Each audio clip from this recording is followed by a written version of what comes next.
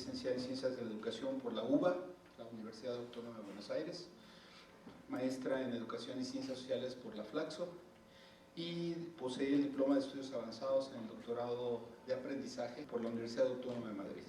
Ella ha sido, como muchos de nosotros, profesora en las universidades de Buenos Aires y en la Universidad General Sarmiento, en la Escuela Normal número 7 de la Ciudad de Buenos Aires, y eso le acerca doblemente a los colegas que aquí se encuentran.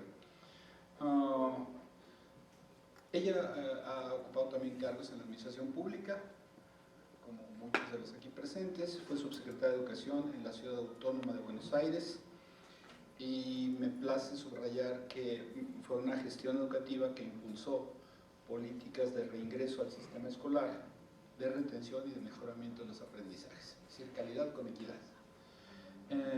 Y bueno, es autora de libros y artículos científicos y de divulgación sobre temas de aprendizaje, currículum y formación docente.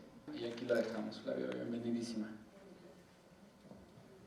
Buenos días a todos, a todas. Muchas gracias, Francisco, por la presentación. Y yo voy a trabajar, como expresa el título que aparece en pantalla, sobre algunos desafíos que se le presentan al saber pedagógico frente a lo que en la literatura educativa, sobre todo en nuestra región, en América Latina, comienza a ser reconocido como tensiones del formato escolar.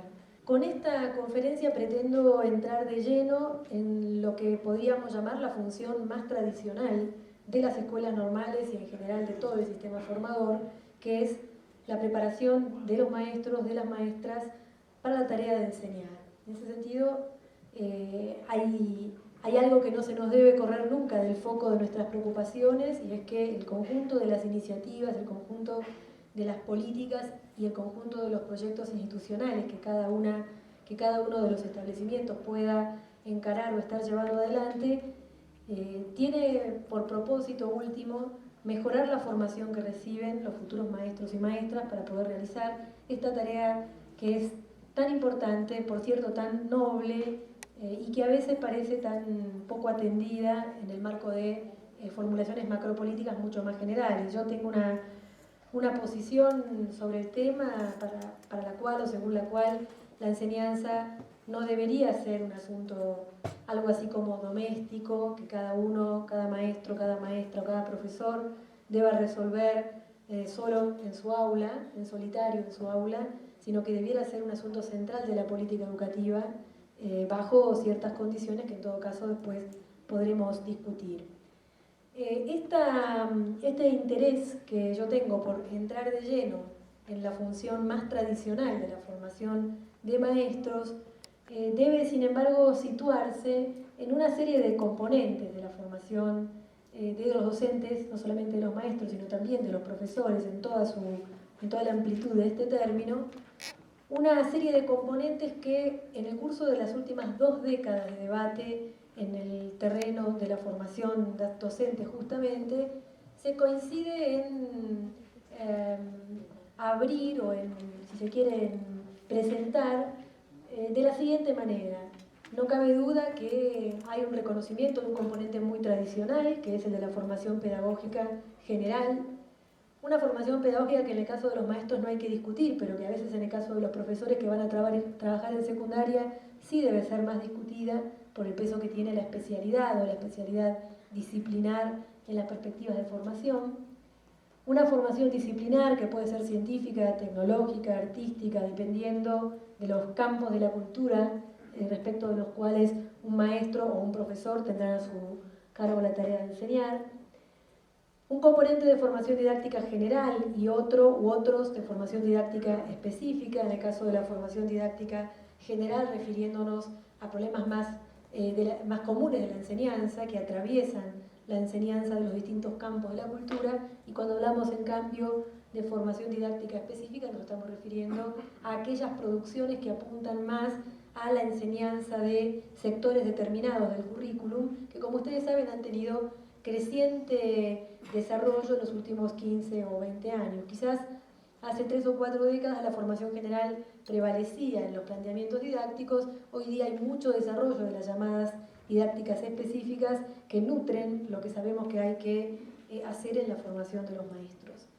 Un componente que ha ido ingresando con cierta dificultad, pero que hoy en día afortunadamente ya no se discute, que es el componente de lo que podríamos llamar prácticas docentes progresivas en contextos institucionales reales, y subrayo lo de reales porque en cierta medida la tradición de la formación de maestros ha tendido a que las prácticas de los maestros ocurrieran en contextos sumamente cuidados, sumamente atendidos, como por ejemplo en los propios departamentos de aplicación, y uno de los análisis que uno puede realizar sobre esta tendencia es que confrontados luego con la enseñanza en las escuelas concretas en las que se desarrolla, en este caso la escolaridad primaria, la distancia entre unas y otras prácticas producía en muchos maestros desconcierto, distanciamiento, y ese desconcierto, ese distanciamiento llevó en muchas oportunidades a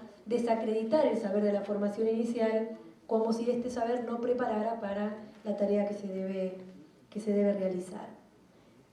Esto se agrega o se suma al hecho de que en muchos países, ustedes me dirán cómo es esto en el caso de México, en muchos países los puestos de entrada de los nuevos maestros al sistema escolar son puestos bastante difíciles, son puestos alejados o son puestos en escuelas que atienden a población en un estado de precariedad muy importante desde el punto de vista socioeconómico, y en ese sentido se produce el caso de que maestros recién graduados y con casi ninguna experiencia que no sea del propio departamento de aplicación son incorporados a la escuela o al trabajo profesional en instituciones donde la práctica de enseñanza se plantea de maneras muy distintas de aquella que aprendieron en el curso de su formación.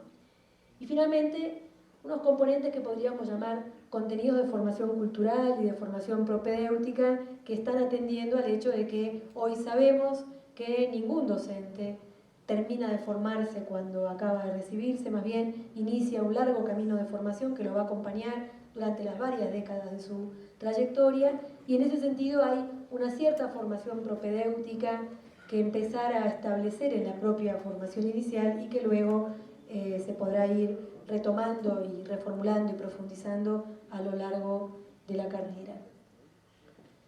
No los voy a describir todos, pero quería por lo menos plantear algunos desafíos que afronta la formación docente en sus distintas instancias, o sea, no solamente la formación docente de grado inicial o la que prepara para el puesto de trabajo, sino también la que se va desarrollando a lo largo de la carrera profesional. Están en pantalla, podemos subrayar algunos en todo caso.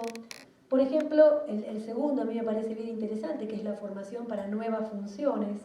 Esta formación para nuevas funciones vincula directamente con el tema de esta conferencia, que es el de los desafíos del saber pedagógico frente a los nuevos formatos de la escolarización, o una iniciativa que está cada vez más extendida en los países de nuestra región, que son los sistemas de acompañamiento a los maestros que ingresan al trabajo. Hace rato ya que distintos países han comenzado a generar sistemas de formación que no solamente entregan graduados al sistema escolar, sino que los van acompañando en el curso de sus primeros desempeños, procurando reponer allí un saber que puede haber estado en la formación inicial, pero que tiene que ser resignificado en el curso de las primeras prácticas, e inclusive procurando presentar y hacer accesible saberes que pueden no haber estado presentes en la formación inicial y que se requieren en el contexto de actuación.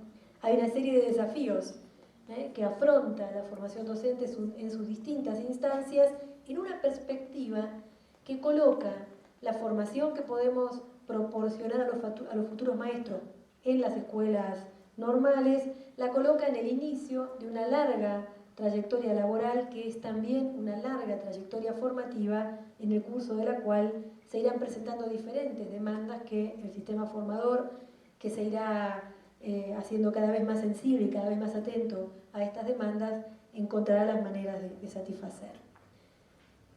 Nuestro objeto en esta conferencia es, como decía al principio, el saber pedagógico de los maestros frente a las tensiones del formato escolar, y me propongo desarrollar la conferencia básicamente en 3 grandes capítulos, si se quiere.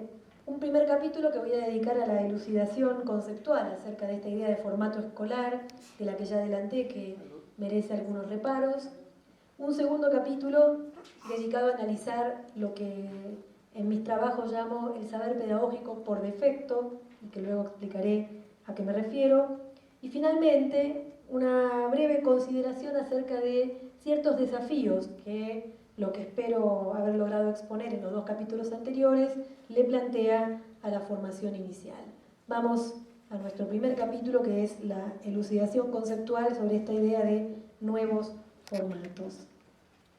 ¿A qué quiero decir con esto de nuevos formatos? ¿A qué me estoy refiriendo? Bueno, en todo caso, ¿a qué se refiere la literatura cuando habla de nuevos formatos?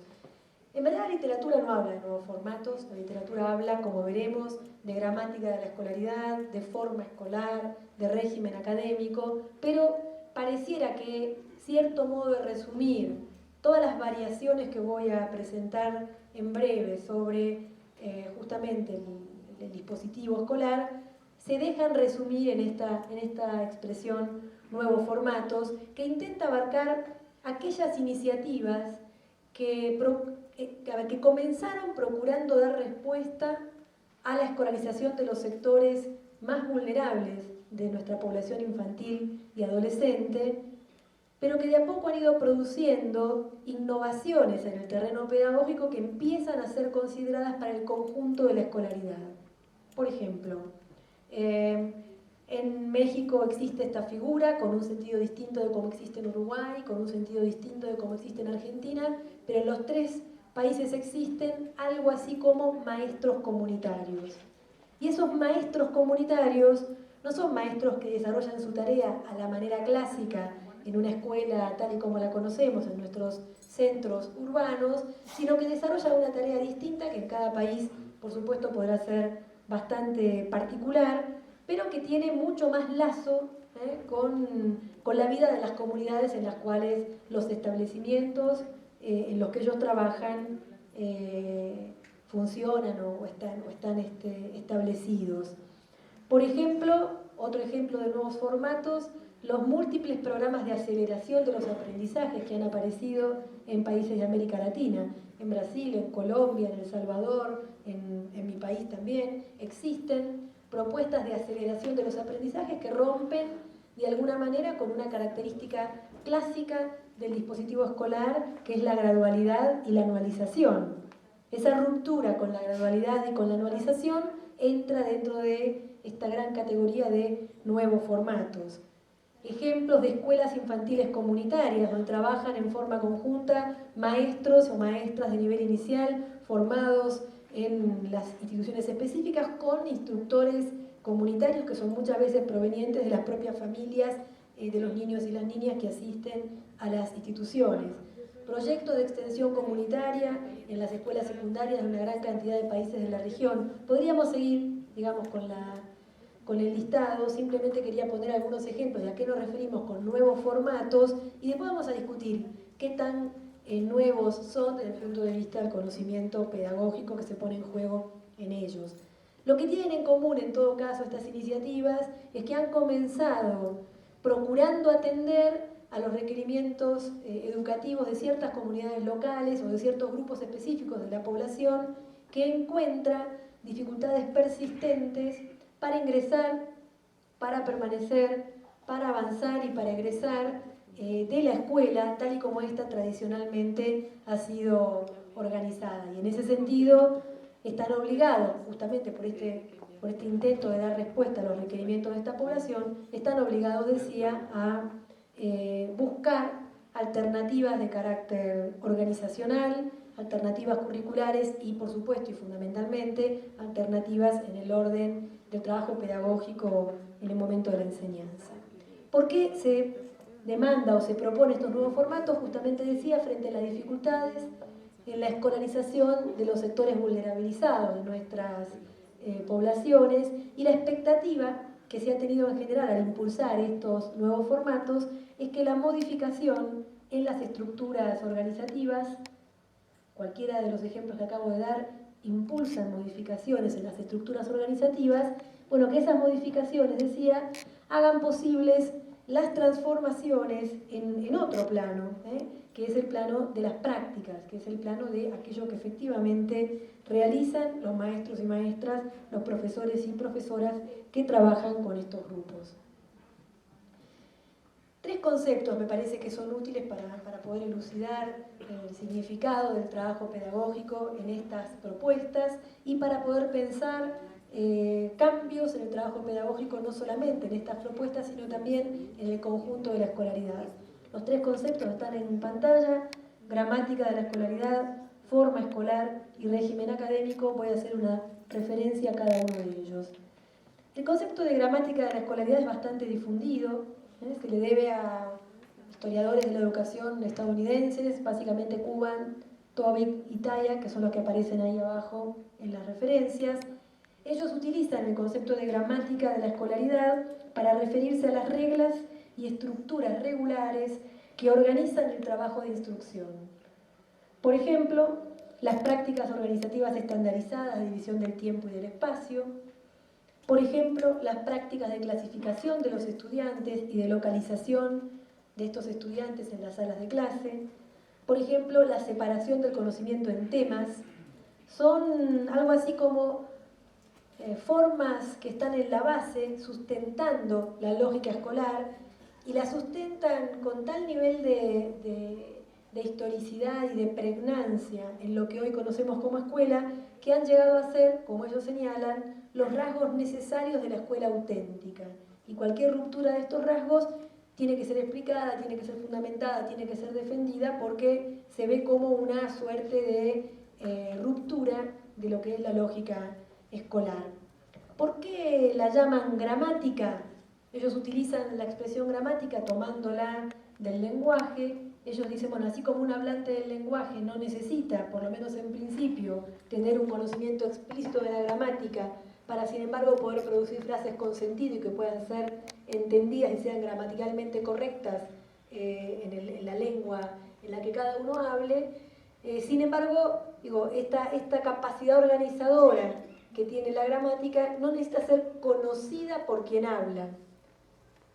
Aclaro, no estoy diciendo que el conocimiento sistemático de la gramática no mejore las capacidades de quien habla. Lo que estoy diciendo es que cuando un niño aprende a hablar, cuando una niña aprende a hablar, lo hace sin que ni siquiera sus padres sean ellos mismos conscientes del uso gramatical que ponen en juego en los actos de habla que realizan con ellos. Muchas gracias. Sin embargo, esa gramática tácita, que no necesita ser conocida de manera explícita, por lo menos en las primeras etapas del aprendizaje del lenguaje, tiene una enorme capacidad organizadora sobre los actos de habla y opera, dicen estos autores, automáticamente. Por supuesto, esta es una comparación, es un símil, tiene muchos problemas como cualquier símil, y me imagino que todos los profundos conocedores de la lengua estarán un poquito alertas a señalar cosas a lo que yo acabo de decir, pero tengan en cuenta que ellos están usando una imagen, ¿sí? Algo que permite, mirando otra cosa,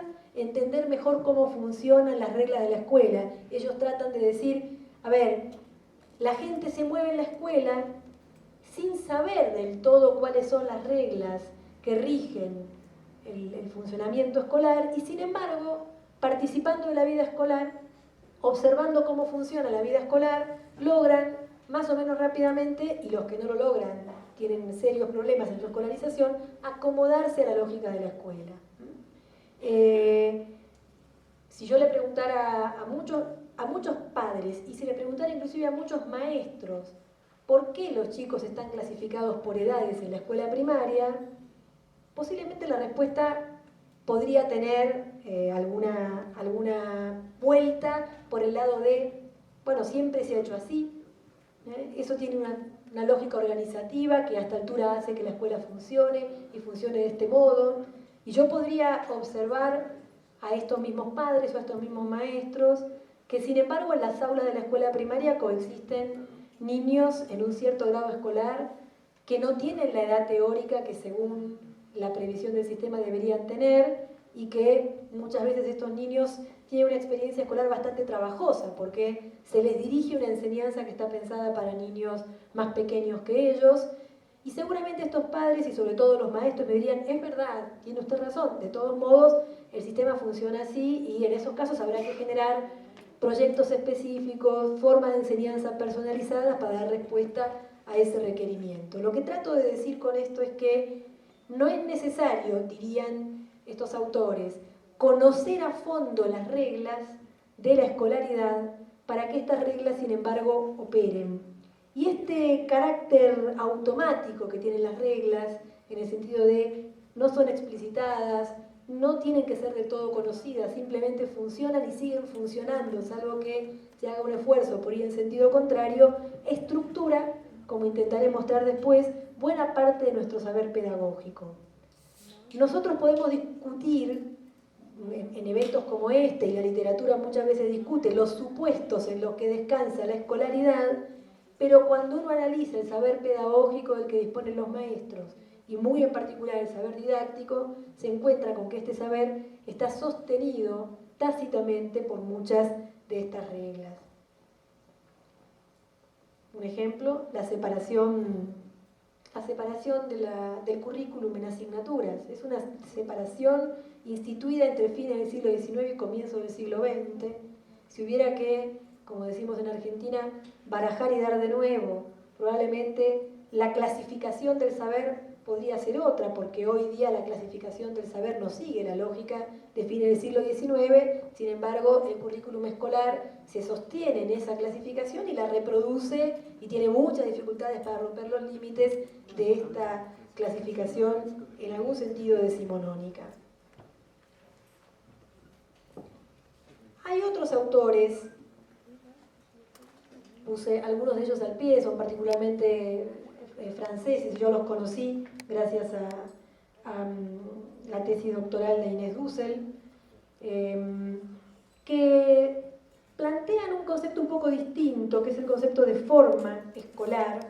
Hacen una historización del surgimiento de la escuela y advierten que entre fines del siglo XVIII y comienzo del siglo XIX, tan tempranamente, fue surgiendo en las ciudades europeas, piensen que están escribiendo desde Francia, escuelas de un nuevo tipo, escuelas que ya no eran ni como las escuelas dominicales, como las escuelas eclesiásticas, inclusive como las escuelas que podían funcionar en otros contextos, hasta en las primeras fábricas. Más bien eran escuelas separadas de cualquier otra institución, no estaban ligadas ni a la fábrica, ni a la iglesia, ni a ninguna otra institución, eran escuelas en sí mismas, escuelas de un nuevo tipo, que comenzaron a instituir ciertas reglas impersonales, como por ejemplo la constitución de un universo separado para la infancia, como por ejemplo la importancia de las reglas en el aprendizaje, una cierta organización racional del tiempo que hoy tenemos completamente naturalizada, pero que no ha tenido nada de natural, por ejemplo la multiplicación y la repetición de ejercicios, esas escuelas de un nuevo tipo, que eran escuelas en sí, separadas de cualquier otra realidad institucional, comenzaron, dicen estos autores, a establecer unas ciertas reglas, y estas reglas han logrado establecer mucho más que las reglas de la escuela, dicen ellos, han logrado producir un modo escolar de socialización. Esto es un concepto bien interesante porque lo que ellos logran mostrar es que la forma escolar, o sea, aquello que fue originalmente pensado para la escuela, esa forma escolar hoy está difundida en una gran cantidad de agencias socializadoras que ya no son la escuela. El movimiento es, se saca la escuela de su relación con otras instituciones, se crean escuelas de nuevo tipo que son escuelas en sí. Estas escuelas comienzan a producir reglas para su funcionamiento y muchas de estas reglas impregnan después el funcionamiento de otras instituciones. Piensen lo que pasa hoy día, por ejemplo, con la capacitación laboral. Cuánto cuesta romper la tendencia a reproducir en la capacitación laboral un formato escolar que se instala rápidamente. Cuánto de la crianza de los niños y niñas se encuentra impregnado por esta misma forma escolar. Algunos otros autores Aquí particularmente autores de mi país y algunas investigaciones que realizamos algunos de nosotros que trabajamos muy en relación con este concepto, nos empezamos a preocupar por un concepto que podemos llamar de régimen académico y que es un conjunto de regulaciones sobre cómo se organizan las actividades de los alumnos y sobre las exigencias a las que estos deben responder. Sí, probablemente muchas de estas reglas son aquellas que ustedes tienen identificadas con el control escolar, por ejemplo, el problema de la asistencia, por ejemplo, la cantidad de materias que un alumno tiene que cursar en simultáneo, que parece que es solamente de la escuela secundaria, pero también es de la escuela primaria. La escuela primaria tiene un régimen académico por el cual se cursa en bloque y por eso se repite el grado escolar. No se repite aquella parte del grado escolar que uno no logró aprender, se repite el grado en su conjunto porque el régimen académico establece que se cursa en bloque. Dice, sí, claro, que se cursa en bloque. Bueno, pero es que no tiene nada de claro y no tiene nada de evidente. Podría perfectamente, y de hecho en las pocas pero interesantes experiencias de escuelas no graduadas que existen, esto sucede, podría suceder perfectamente que un alumno estuviera en un cierto nivel escolar, por ejemplo, en el área de matemática, y que en cambio en el área de estudios sociales o de ciencias sociales estuviera más avanzado. ¿Por qué no sucede esto? Porque se cursa en bloque. Y eso forma parte del conjunto de regulaciones que rigen las actividades de los alumnos y las exigencias a las que estos deben responder. A ver, pongo algunos ejemplos. Los ritmos y ordenamientos de las instancias curriculares que los alumnos o los estudiantes tienen que cursar. Las instancias de gestión de la convivencia escolar en las que pueden participar. Las funciones de las personas que están incluidas en la escuela con respecto a su propia actividad como alumnos o como estudiantes. Habría que ponerse a veces a mirar con ojos de niño.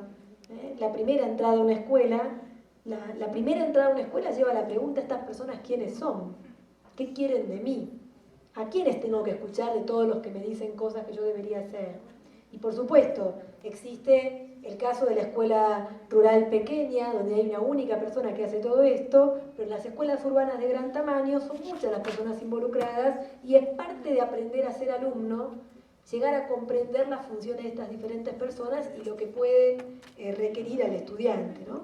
Bueno, un ejemplo bastante claro, el régimen de evaluación, calificación y promoción, etcétera, ¿no?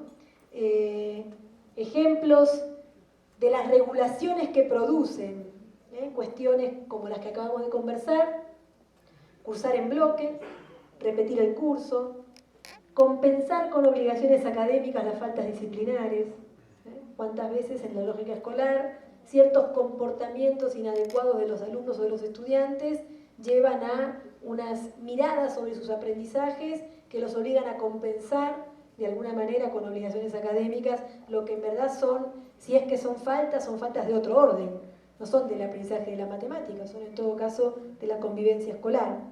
O inclusive en el caso de la escuela secundaria, esto es mucho más claro que en el caso de la escuela primaria, quedar impedido de la actividad académica por haber cometido faltas disciplinares.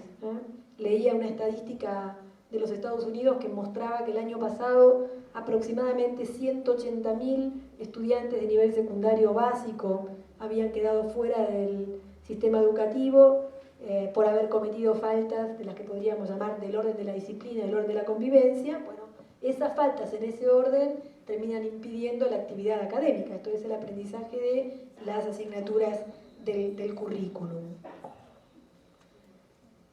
Estos conceptos de gramática, forma escolar, régimen, es interesante observar que se han extendido en la literatura latinoamericana en las últimas 2 décadas en contrapunto con el optimismo que la misma literatura latinoamericana mostraba en la década de los 80. Cuando uno lee la literatura pedagógica de América Latina de la década de los 80, encuentra un discurso relativamente optimista respecto de la posibilidad de producir cambios importantes en la escuela.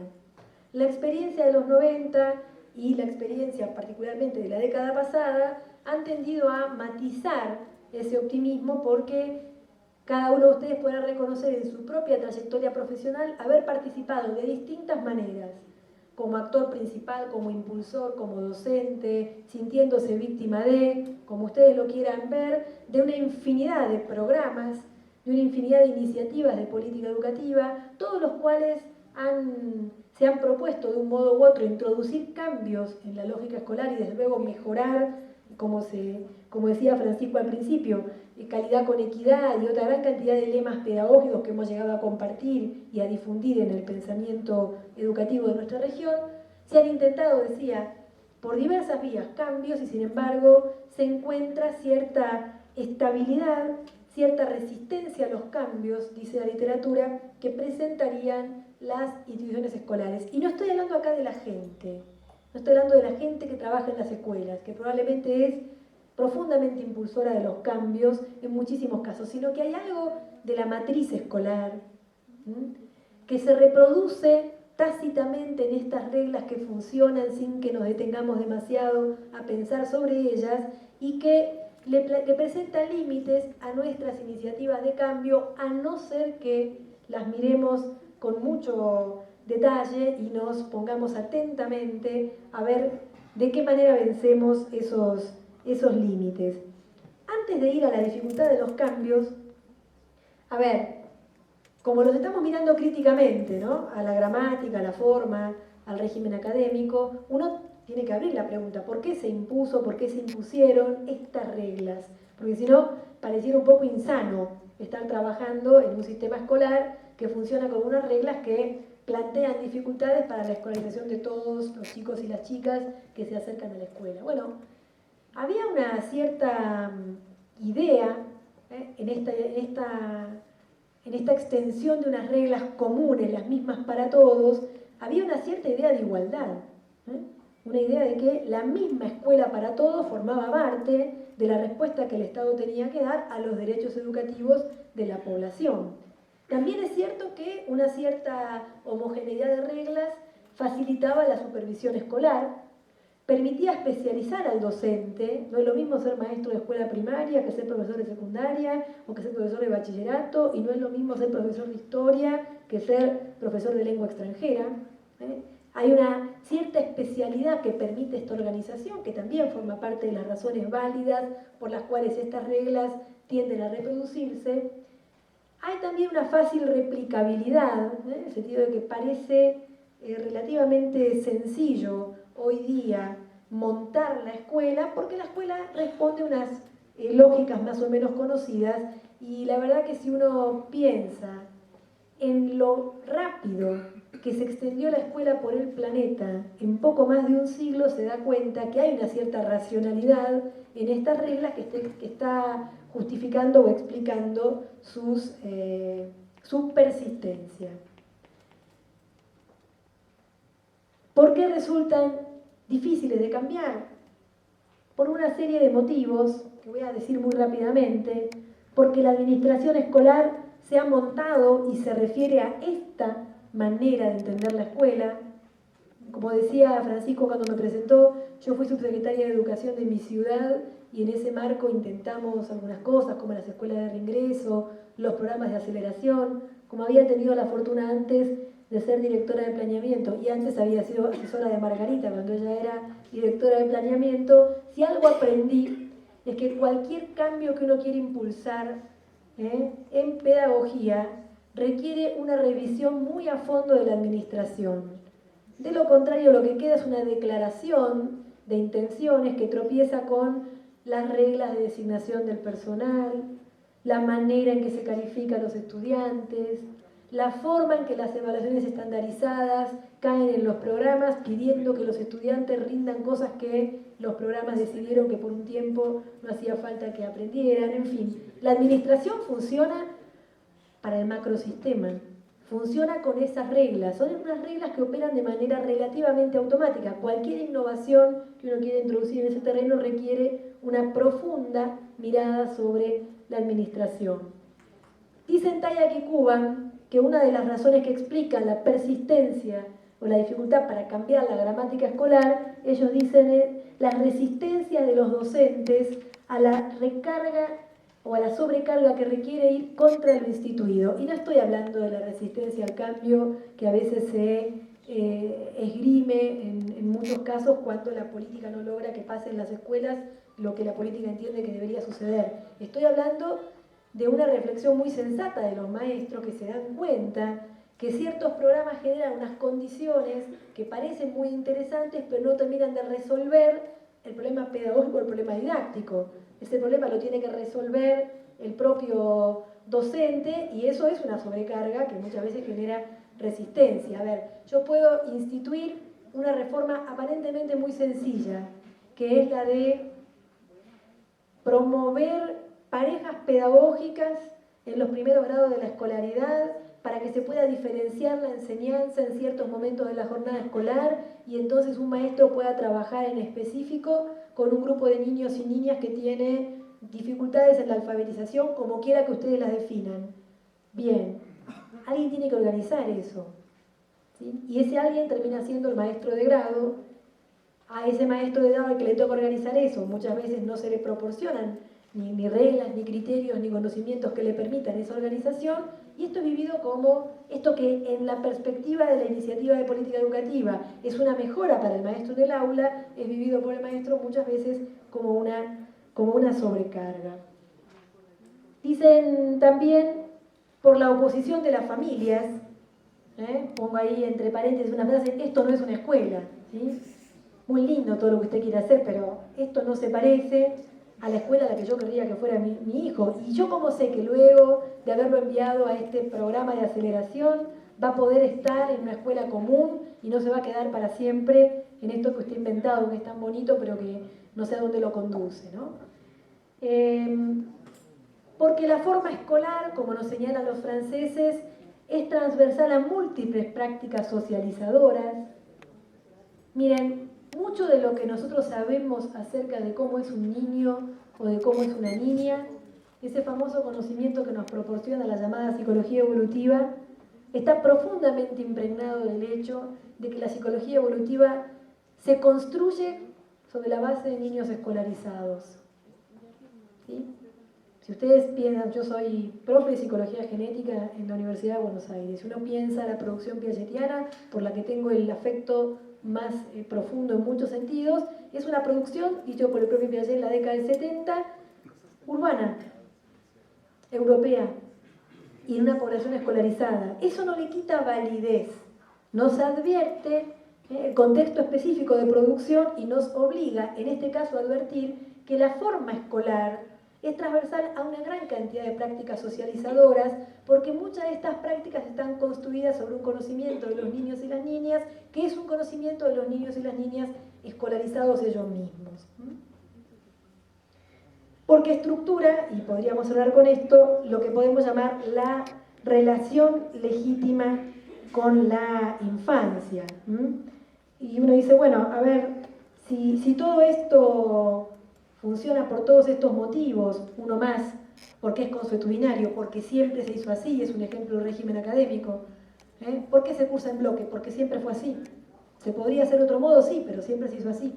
Y entonces, como siempre se hizo así, hacerlo de otra manera requiere cambiar un montón de cosas que están funcionando de cierta manera. Bueno, a ver, hay un montón de razones por las cuales resulta muy difícil cambiar la escuela.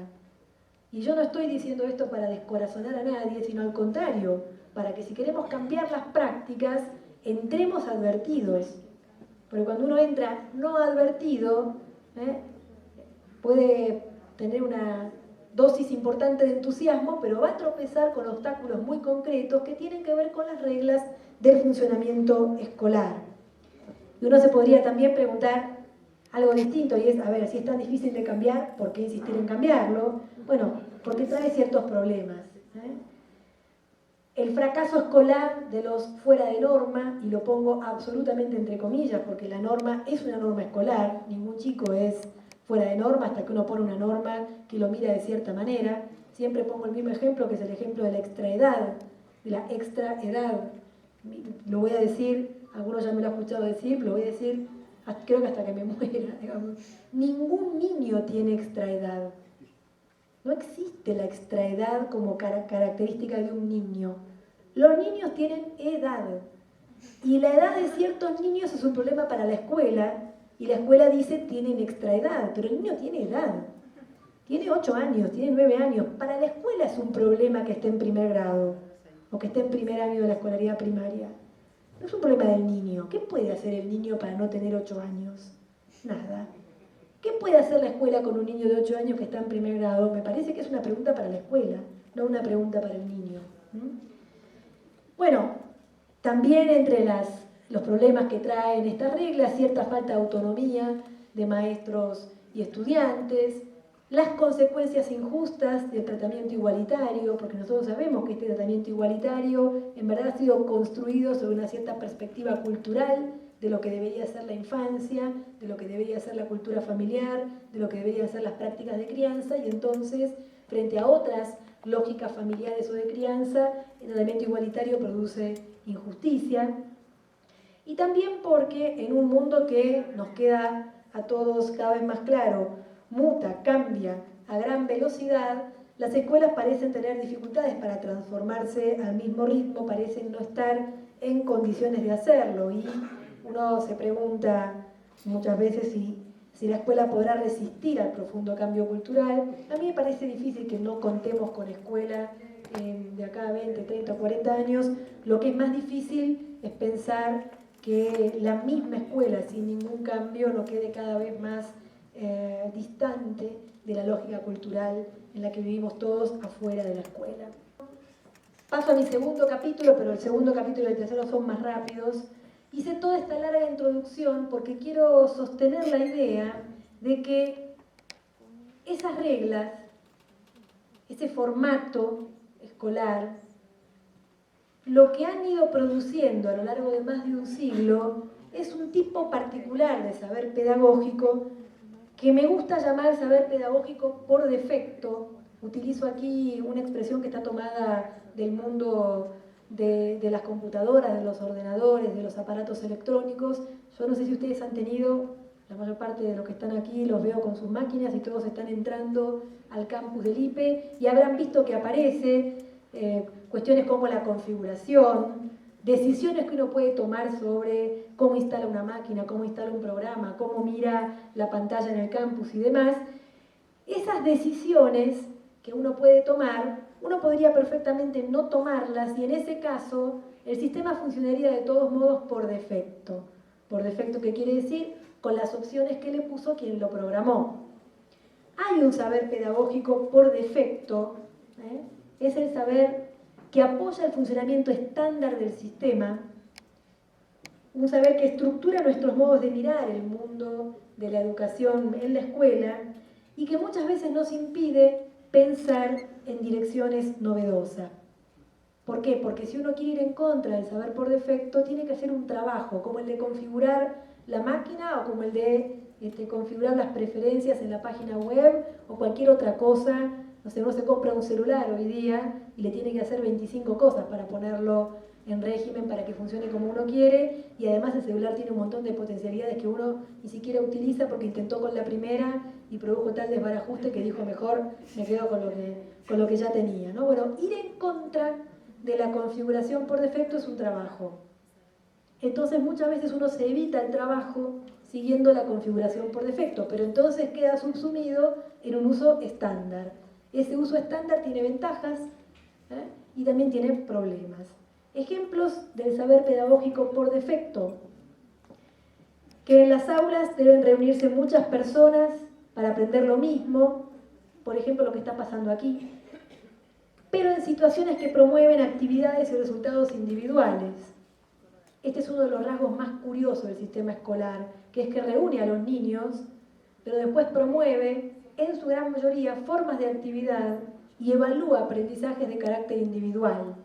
¿Por qué digo que es uno de los rasgos más curiosos? Porque uno podría pensar, bueno, ya que la regla es reunirlos, la didáctica podría haberse especializado en estudiar de qué manera las interacciones entre niños producen potencialidades de aprendizaje distintas que la acción individual.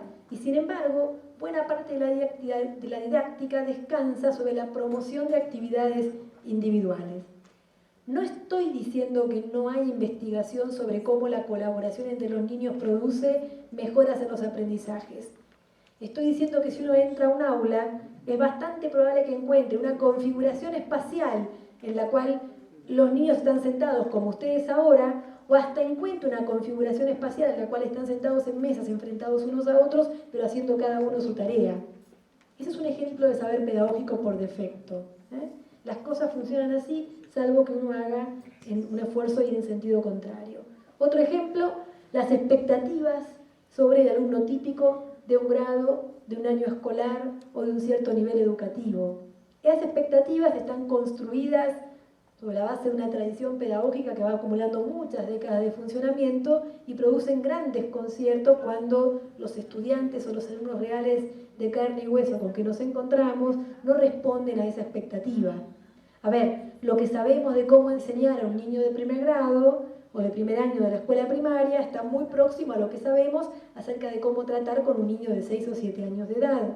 Cuando en el primer grado o en el primer año están sentados niños de 9, 10 o 11 años o púberes de 12, 13, 14 años, se produce un gran desconcierto porque nos damos cuenta que ciertas cosas debieran hacerse de otro modo, pero no necesariamente el saber con el que contamos nos informa respecto de cómo hacerlo.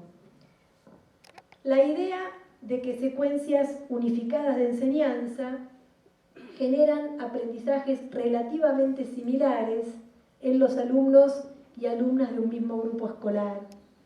Esta es la base de la pedagogía simultánea.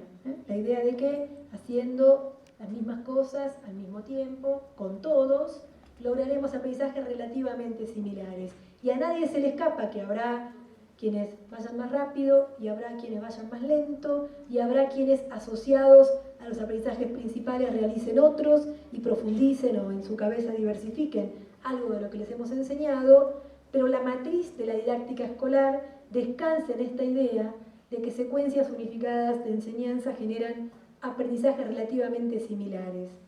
La experiencia indica lo contrario, ¿sí? Que es que estamos todo un año escolar con un grupo de alumnos y la verdad que aprenden muy distinto.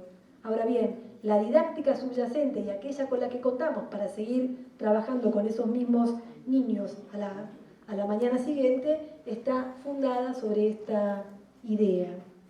Por eso mismo, forma parte del saber pedagógico por defecto que cuando un sujeto se retrasa, se rezaga demasiado en la cronología prevista para el aprendizaje escolar, tiene que repetir, tiene que recursar, esto es, tiene que volver al inicio de la cronología prevista. Tenemos algunos programas, algunas iniciativas, México es un país en este sentido muy productivo a este respecto, tenemos iniciativas que han buscado la manera de diversificar la enseñanza en sala de clases, pero la respuesta automática del sistema es que si no logró los aprendizajes esperados en el tiempo establecido, lo que tiene que hacer es permanecer en el año escolar y en todo caso al año siguiente podrá llegar a hacerlo, ¿no? En fin, lo cierto es que el saber pedagógico por defecto apoya el funcionamiento del sistema y que este funcionamiento permite organizar las poblaciones para la escolarización según una cierta economía de esfuerzos que tiene cierta racionalidad.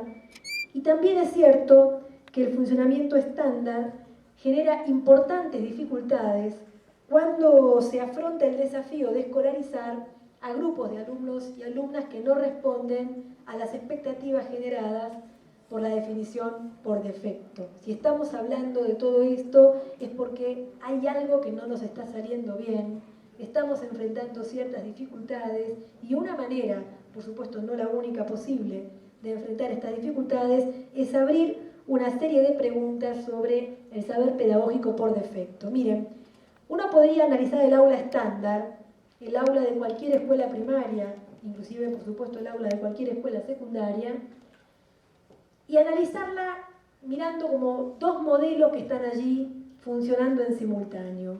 Un cierto modelo organizacional, un modelo por el cual un maestro o un profesor lo que tiene que hacer es desarrollar un programa unificado de aprendizajes con un grupo que cursa un mismo grado de su escolaridad y que va a ser el mismo de principio a fin del ciclo lectivo. Esta es la lógica organizacional que sostiene el saber pedagógico por defecto y ese modelo organizacional ha ido generando a lo largo de la experiencia de la escolarización su propio modelo pedagógico, que es la enseñanza graduada y simultánea, con una cronología de aprendizajes unificada. ¿Qué pasa cuando no estamos frente al aula estándar? Y voy a poner los ejemplos muy tradicionales, ¿sí? Solo para abrir la pregunta. ¿Qué pasa con el modelo pedagógico cuando cambia el modelo organizacional? Por ejemplo, en el multigrado de las escuelas rurales, o por ejemplo, en las clases de apoyo que se generan cada vez más en las escuelas secundarias para tratar de sostener en la escolaridad a los adolescentes y jóvenes que experimentan dificultades para lidiar con los aprendizajes escolares. Si uno piensa en la lógica organizacional del multigrado, se da cuenta que la enseñanza graduada y simultánea, con una cronología de aprendizajes unificada, es inviable en ese contexto. Algo hay que hacer con el modelo pedagógico para trabajar en ese otro modelo organizacional. Y si uno piensa en la clase de apoyo, donde el profesor pasa de trabajar con 35 alumnos a trabajar con 5, y de trabajar sobre el texto de saber de su programa escolar a trabajar sobre las dificultades que experimentan esos estudiantes, también queda claro que ahí se abre un signo de pregunta. Se abre un signo de pregunta que tiene que ser respondido con saber pedagógico. Cuando eso no sucede, pasa esto. Esto es, la extensión del modelo pedagógico producido para el aula estándar a unos modelos organizacionales donde ese modelo pedagógico no puede funcionar así. Y entonces tenemos profesores de secundaria en clases de apoyo hablando para 5, dando la clase magistral, no enterándose de que están allí para trabajar sobre la dificultad de los estudiantes.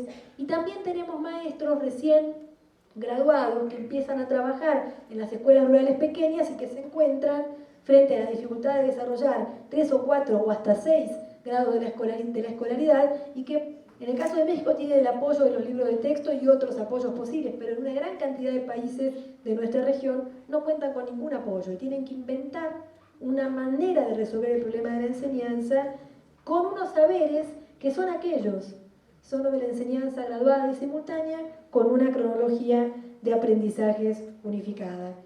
¿Qué hacen muchas veces los programas y los proyectos, algunos impulsados por la propia política educativa y otros generados por las instituciones escolares? ¿Qué hacen? Intentan modificar las condiciones organizacionales, trabajar en pequeños grupos, romper con la gradualidad, permitir que haya diferentes niveles de aprendizaje, generar situaciones de enseñanza más personalizada.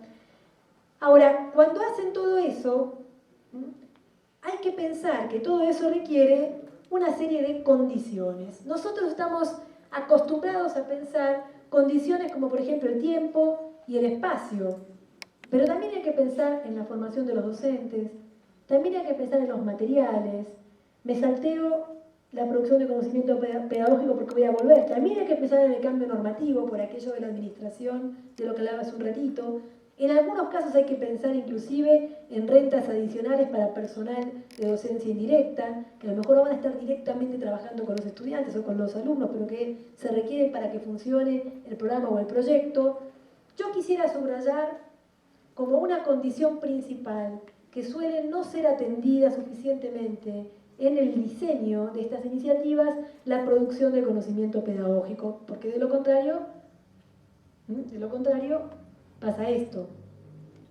Si yo no respondo a esas preguntas con producción de saber pedagógico y dejo la respuesta librada a lo que localmente pueda generar un maestro o un profesor, estoy generando condiciones para que suceda esto.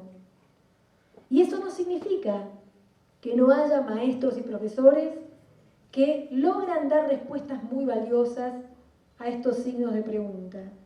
Pero desde el punto de vista de la política educativa y sobre todo desde el punto de vista de la escala del sistema escolar, no es aceptable que se deje la respuesta de una pregunta tan estructural librada a lo que individualmente pueda generar un maestro o un profesor. O en todo caso, levantaría todavía la apuesta y ya vamos hacia la construcción de posibilidades. Si uno encuentra, si la investigación educativa encuentra, si el seguimiento que la política educativa hace de lo que pasa en las escuelas encuentra que en ciertas escuelas hay maestros y profesores que están generando iniciativas que logran producir saber pedagógico pertinente para atender a los requerimientos de escolarización de los chicos y las chicas que experimentan serias dificultades para escolarizarse bajo las condiciones del saber pedagógico por defecto, posiblemente lo que uno debería hacer es invertir allí una gran cantidad de recursos para poder formular ese saber pedagógico producido localmente en términos que puedan ser generalizados para el conjunto de los maestros y profesores. Muchas veces en las escuelas pasan cosas de lo más interesantes, pero quedan enquistadas como experiencias locales, circulan como relatos que los maestros hacen y que son muchas veces muy valorados en ciertos contextos locales, pero no logran conmover el saber pedagógico oficial, el que circula en los sistemas de formación, ese que suministramos o que proveemos en el caso de la formación docente inicial. ¿Cuánto de eso que pasa en las escuelas puede llegar a la formación inicial y por qué canales? Es, desde mi punto de vista, uno de los grandes desafíos que se le plantean al sistema formador. Ya para cerrar, y pensando en la construcción de posibilidades, pensando que ciertas cosas que pasan cuando se rompe con las reglas de la escolarización son interesantes para todos los alumnos y alumnas y no solamente para quienes se encuentran en condiciones de mayor vulnerabilidad, es que se abre la pregunta por, bueno, ¿qué cosas podemos hacer? ¿Qué posibilidades tenemos para construir? ¿Por qué digo esto? Porque al principio yo decía, muchas de estas iniciativas arrancan con la preocupación por atender a la escolaridad de los niños, niñas, inclusive adolescentes y jóvenes que pertenecen a los sectores más vulnerables de nuestros países. Pero iniciativas de esta clase suelen generar formas de tratamiento pedagógico que son interesantes. Por ejemplo, suelen generar grupos reducidos que posibilitan un acompañamiento pedagógico más personal para cada estudiante. Por ejemplo, prever la posibilidad de flexibilizar horarios ante situaciones personales muy justificables que generan ausentismo estudiantil. Por ejemplo, toman en consideración la diversidad de experiencias previas de aprendizaje que tienen los distintos alumnos y alumnas. Por ejemplo, el recorrido curricular que realiza cada alumno no está supeditado al avance o aprobación de las materias en bloque, sino que se produce materia por materia y permite unos recorridos distintos. Estas son características interesantes para cualquier escuela.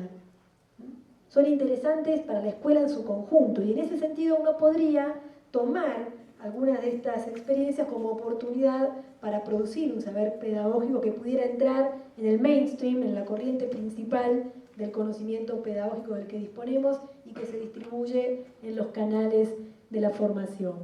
Entonces, de cara ya a la construcción de posibilidades, a mí me parece que hay que buscar condiciones para que la innovación pedagógica pase de lo extra a lo regular, pase de los programas y de los proyectos que son en algún sentido extraordinarios y comiencen a integrar aquello que regularmente ocurre en el sistema. Para que esto sea posible, yo insisto, hay que formularlo como saber y hay que distribuirlo trabajándolo en los sistemas de formación. En ese sentido, la formación inicial de maestros tiene un papel muy importante que cumplir. Hay que aprender a identificar y seguramente, yo puse eventualmente y entre paréntesis puse casi seguramente, hay que construir el saber pedagógico que requieren las innovaciones. La biblioteca pedagógica no tiene previstas las formas de trabajo, las formas de enseñanza en una gran cantidad de contextos. Lo que hay que hacer es, producidos los contextos, invertir esfuerzos en identificar y en formular el saber pedagógico que sostiene esta clase de innovaciones. Podemos pensar en ampliar los motivos y los modos de estar en la escuela, sobre todo ahora estoy pensando en la cuestión de los modos, ¿no? No solamente la cursada en bloque y la asistencia todos los días. ¿Qué pasa cuando se rompe la cursada en bloque? ¿Qué pasa cuando la asistencia no responde a las reglas de la regularidad? Hay que modificar la textura interna de las escuelas para que nadie sea redundante, para que no dé lo mismo que esté o que no esté. para que no pase inadvertido, y eso requiere hacer cosas en el marco de la escuela que, por ejemplo, le den mucha visibilidad a la dimensión institucional del trabajo de los docentes, no solamente a lo que hacen en el aula, sino también a lo que hacen en el plano institucional. Y finalmente, en muchos casos hay que articular a la escuela con otras organizaciones y hacer que esta articulación funcione no de manera esporádica, sino de manera sistemática y precisa. Y cada una de estas cosas, si ustedes la ponen en relación con el saber pedagógico por defecto que circula en el sistema de formación docente, a mí me parece que abre un conjunto de desafíos sobre los cuales vale la pena comenzar a debatir. A ver, si muchos de los maestros que estamos formando trabajarán en contextos de cierta vulnerabilidad, donde la acción educativa de la escuela requiere la articulación muy precisa de la escuela con otras organizaciones, eso es algo que un maestro tiene que saber hacer. No tiene que aprender a hacerlo cuando se encuentra en el terreno y arreglándoselas como pueda. El propio sistema formador tiene que incorporar el desafío de preparar a ese profesional, que es el futuro maestro, para el diálogo con profesionales de otras especialidades que no necesariamente van a compartir su misma manera de ver las cosas, pero con los cuales la articulación precisa es necesaria para sostener las trayectorias escolares de muchos niños y niñas que asisten y que queremos que sigan asistiendo a las escuelas primarias.